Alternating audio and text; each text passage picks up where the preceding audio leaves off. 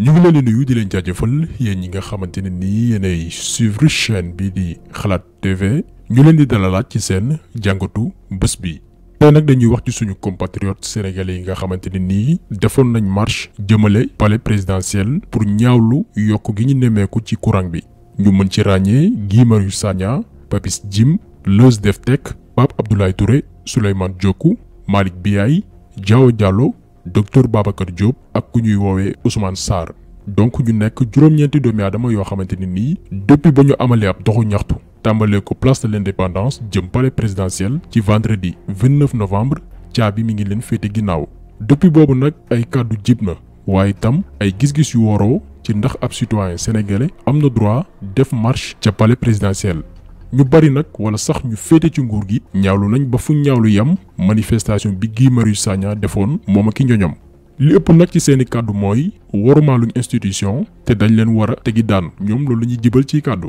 mais balaa ñu ciy indi ab leeral da leen di bàyyi ngeen déglu lii. te ku ne xam na ne mu ngi def kéemtalaay kattanam tere nit ñi voté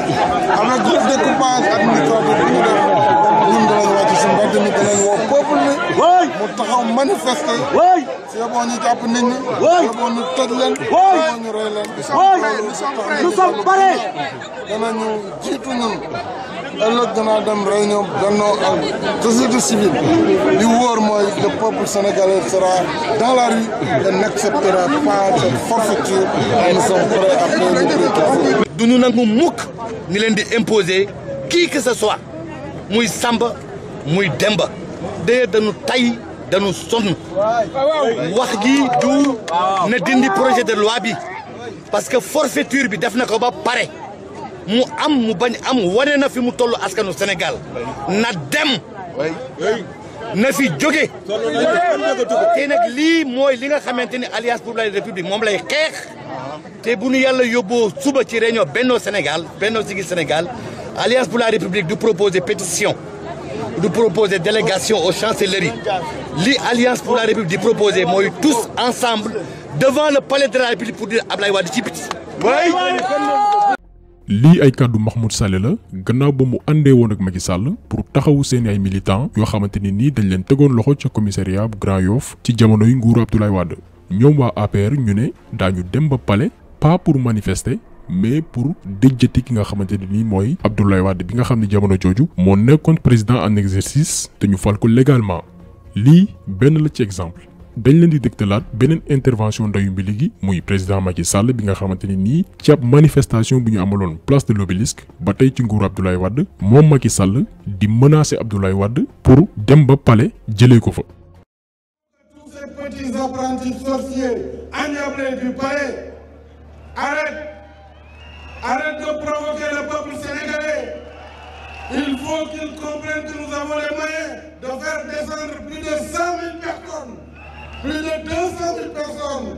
conquérir le palais de la République. ñoo ko déggandoo moom Macky Sall doon xupp Abdoulaye Wade ci ne am na ay junni doomi aadama yu mën a taxaw temm jëlee ko ca palais ba tey fii Macky Sall waxul marche pacifique ci kanamu palais mais dem dugg biir palais jëlee fa ab président boo xamante ni nii dañ ko fal ci anam yu jaar yoon te ba mu waxee li nii dara fekku ko ci moom Macky Sall ba tey noppee guñ. dañ leen di dëgtalaat beneen intervention Macky Sall muy tëkkuwaat Abdoulaye Wade ci lan ñoom pare nañ pour dem pare jëlee ko fa. Si Wade dit qu'il a gagné, c'est différent de si Wade gagne. Mais nous allons le sortir du palais. Ça va marcher au palais, on va le dégager. Il y a même pas, parce qu'il n'y a plus de dialogue maintenant. S'il fait ça, nous, on appelle tout le monde à aller là-bas. donte contexte yi bokkul mais juste pour wal leen ni Macky Sall en 2012 xupp gi mu doon xupp nguur gi fi nekkoon ci dem palais pas pour manifester mais pour déjjate njiitum réew boo xamante ni dañ ko fal légalement lii lépp nag ñooñu Guy Marius Sagna yi defuñu ko maanaam ñoom mosuñu wax ni dañuy dem palais pour déjjati Macky Sall mais ñoom lii lañu wax. ñuy artu président de la République xeex yi fi amoon 2011 ci wàllu courant bi bëgguñu mu amaat fii ñun jàmm la ñu bëgg ci Sénégal jàmm la ñu soxla pour génn ci ndóol jàmm la ñu soxla pour génn ci sous-développement moo tax nag ñu koy artu bi mooy may nañ ko ñaari fan fii ak àjjuma ci suba ngir mu dellu ginnaaw ci yokku courant bi ngir mu ne maa yokkoon yokkeet bu ko waxulee lu muy tekki mooy ñu dañuy jàpp ne dégguñu et comme dégguñu dinañ ko fekk palais présidentiel. ñoo ko déggandoo ñoom mosuñu wax ni dañuy déjjate Macky Sall dañu ne na Macky Sall wàññi courant bi bu ko wàññiwul dafay tekki ni déggu leen te bu boobaa dinañu dem ba buntu palais ne ko ah président askan wi nee nañ nga wàññi courant bi lii dong la. léegi nag ñoom Guy Marius Sagna li ñu def jaadu na am déet du ñu joxe suñu xalaatu bopp mais dañuy sukkandiku rek ci suñuy loi maanaam li ñu yoon may ak lim ñu mayul. bu ngeen demee ci suñu constitution ci article 10 dañu ne chacun a le droit d'exprimer et de diffuser librement ses opinions par la parole, la plume, l'image, la marche pacifique, pourvu que l'exercice de ces droits ne porte atteinte ni à l'honneur et à la considération d'autrui ni à l'ordre public. loi bi dafa ne buñ ko tënkee ci wolof ku ci nekk yoon may na la nga fësal sa xalaat moo xam ci kàddu wala ci mbind wala ci ab nataal wala ab doxu ñaxtu waaye loolee warul gàllankoor benn doomi aadama. léegi nag question bi ñuy laaj mooy est-ce que ñoom Guy Marius Sagna dañu jugoon pour yee fitna maanaam gàllankoor seen yeneen mbokki sénégalais. ñun jàmm la ñu bëgg ci Sénégal jàmm la ñu soxla pour génn ci ndóol jàmm la ñu soxla pour génn ci sous-développement. kon ñoom marche pacifique la ñu doon def te marche pacifique nag amul limite ci suñu constitution amul fenn fu ñu ne nit ki fii nga war a yem wala fële nga war a yem mën nga manifester fu la neex mais daal bu mu lor kenn bañ na ko sax ba dañu ne soxlawoo autorisation. parfois nga dégg am ñu ne organiser nañ marche wala sit-in te préfet autorisé na ko loolu njumte la pour def marche wala beneen xeetu manifestation soxlawoo autorisation yow da nga yëgal autorité bu ko defee moom mu déployer ay forces de l'ordre pour ñu aar leen. mais fan la problème yi tàmbalee loolu mën nañu laaj ko dafa am benn arrêté numéro 7580 bu 20 juillet 2011 ñu koy woowee arrêté Ousmane Ngom. Ousmane Ngom moo fi newoon jëwriñ gi ñu dénkoon biir réew mi ci jamono Abdoulaye Wade comme que jamono jooju marche yi daf fi taxarnaase woon nit ñi di marche di kaas ci Abdoulaye Wade ni mu yoree woon réew mi ak coppite yi mu namoon amal ci constitution bi Ousmane Ngom jamono jooju pour bëgg lu neex Abdoulaye Wade def benn arrêté ne kenn amatul droit marche centre ville maanaam xolu Ndakaaru muy place de l'indépendance ak li ko wër jàpp palais présidentiel. tey ñi féete ci nguur gi arrêté boobu la ñuy mbubboo di ko utiliser pour ne ñoom Guy Marius Sagna lu ñu def teguñu ko fenn te li ci reetaan lu mooy ñoom ñuy wax loolu di layee arrêté bi entre 2011 et 2012 ñoo ko doon xarab ne du yoon tàmbale ci Macky Sall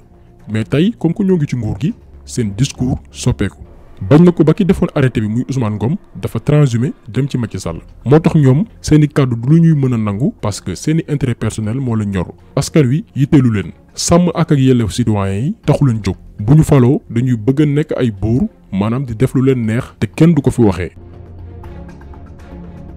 dañuy des ba tey ci arrêté Ousmane Ngom bi pour wane ni mënul tere askan wi marche fu mu leen neexee donte buntu palais la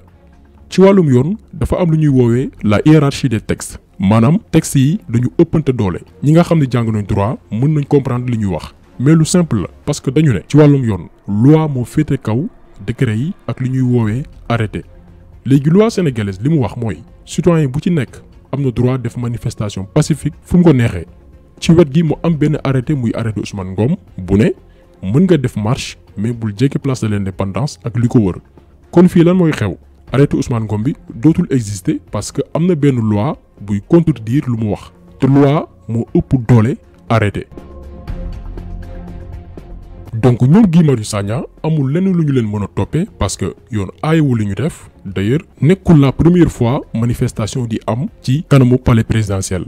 en avril 2017 bi ñuy waajal élection législative yi falum député yi bi Macky Sall jëlee décision bañ a boole Aliou Sall ci liste Benno Bokk Yaakaar yi dafa amoon ay téeméeri militants yu bokk APR ànd ak Aliou Sall dem manifester ci kanamu palais pour ne Macky Sall na dellu ginnaaw ci décision bi mu jël mais fan la mujjul fenn.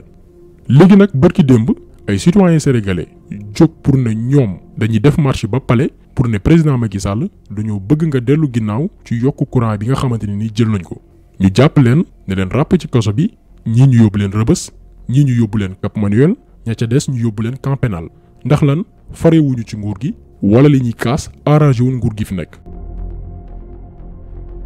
li waral coow li nag muy yokkum courant bi jàpp nañ ni kenn mënu koo layal lu tax nag mënuñu koo layal mooy lu yàggul dara 31 décembre 2018 Macky Sall moo ñu waxoon lii. 2 projets de 60 mégawatts en solaire et 150 MW en éolienne. Avec plus de 3000 km de lignes de transport installées, notre réseau électrique modernisé et densifié est désormais mis à niveau. Je lancerai très prochainement un nouveau chantier d'électrification de 300 villages. Avec le projet majeur MCC de 600 millions de dollars, entièrement dédié à l'énergie, et l'exploitation prochaine de nos ressources gazières et pétrolières,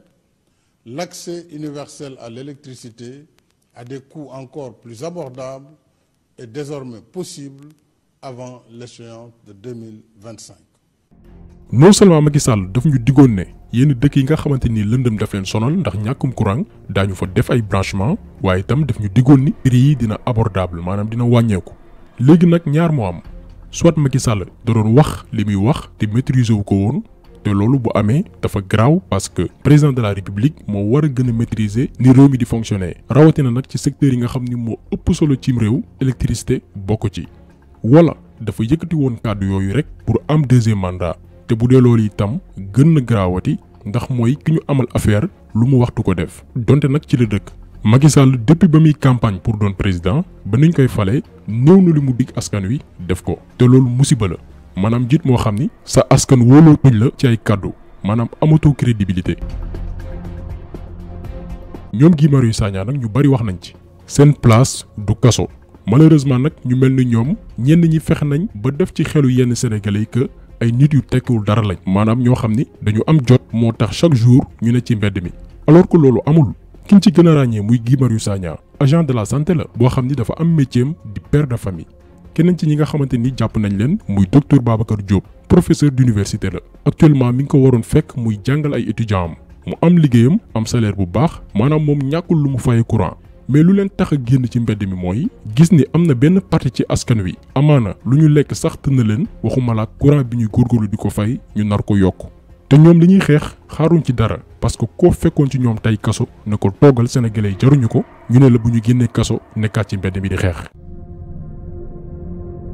ñun nag duñu forcer kenn mu génn ci mbedd mi ku ne ak li la mbir mi jaral mais li leer ba leer mooy yokkum courant bi bis bu jàllee te dara xewul yeneen dina ci teguwaat parce que nguur gi danaan askan wi loolu leen teg ñu tegoo ko. parce que actuellement nguur gi dafa soxla xaalis bu baax a baax investir nañ ay milliards yu bari ci campagne élection présidentielle bi weesu dugal xaalis bu takku ci yenn projet yu mel ni TER bi léegi nag pour supporter subvention bi ñu doon jox Senelec ak yenn produits yi nga xamante ni dañ koy importer il faut que ñu yokk maanaam askan yu fay li nga xamante ne nii yàq nañ ko ci at yi ñu weesu dëgg boobu la sénégalais war a xam te faaw ñu wax leen ko soit dañu naan patti di seetaan wala dañuy jël seeni responsabilité ne nguur gi na fi yam li ci kanam nag raw li bët. donc vidéo bi tey loolu la woon ñu jagleeloon ko teg loxo gi ñu teg loxo Guy Marius Sagna ak i ñoñam amaana daan ci dellu siwaat ci suñu yeneen vidéo ñu ngi leen di gërëm di leen jaajëfal di leen jox dig daje beneen yoon ak beneen vidéo jaa ngeen jëf.